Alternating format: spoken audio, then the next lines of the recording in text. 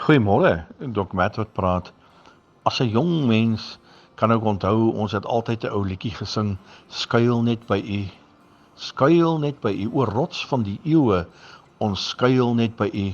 En as jy nou mooi dink oor hierdie woorde, dan is Jesus die rots waar jy altyd kan skuil, daar waar dit veilig is, as gevare dreig, moeilike tye kom, skuil by hom. Hy sal vir jou skuilings bied.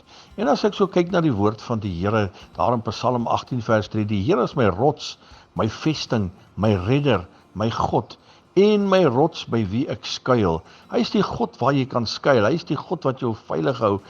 Jy kan soos die klipdassie onder die klip inbeweeg as gevare dreig. Hou maar 'n klipdassie dop. As die groot arend bokant hom sweef, dan duik hy onder die rots in en hy's veilig. En nou sê Jesus, die Here is my rots, my vesting en my redder, my God, my rots by wie ek skuil.